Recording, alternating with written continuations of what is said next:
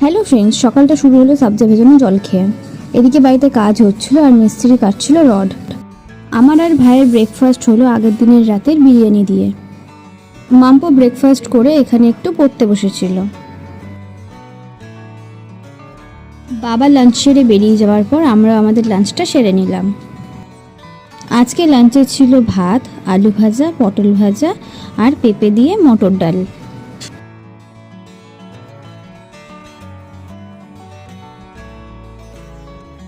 এদিকে খেতে খেতে মামপুর এত জোরে ঘুম পেয়েছে যে ও আর তাকিয়ে থাকতে পারছে না।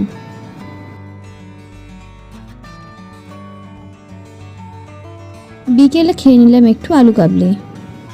মা এখানে দিচ্ছিল পুজো আর মামপু বসে বসে মায়ের পুজো দেওয়া দেখছিল আপেল খেতে খেতে।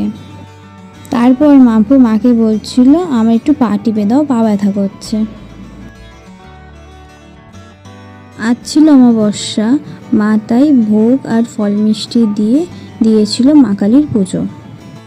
তারপর মা আর মামপু দুজনে মিলে করছিল আরতি।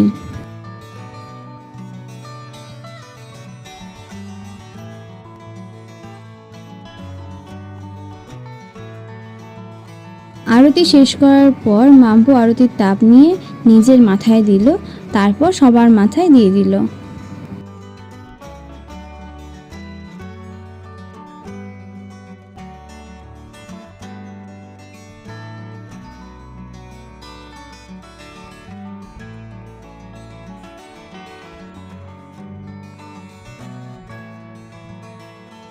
দিদুনকে আরতির তাপ দেওয়ার পর মাথা থেকে ঘোমটাটা খুলে গেছিল, তাই আবার সেটা ঠিকও করে দিল।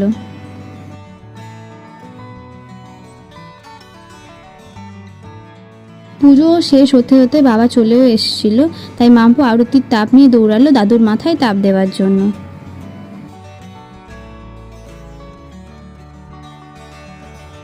তারপর করে নিল ভক্তি ভরে প্রণাম। মাম্পু প্রণাম করছিল অন্যদিকে, ঠাকুর ছিল অন্যদিকে। বলার পরে মাথাটাকে শুধু ঘুরিয়ে প্রণাম করলো। মা আজকের ভোগে দিয়েছিল খিচুড়ি, 5 রকমের ভাজা, ফল, মিষ্টি, পায়েস, চাটনি আর আলুর দম, আর সাথে ছিল পাঁপড়। আজকের ভোগ খেয়ে আমরা ডিনার কমপ্লিট করলাম। আবার দেখা হবে অন্য মিনি ব্লগে। এখন টাটা।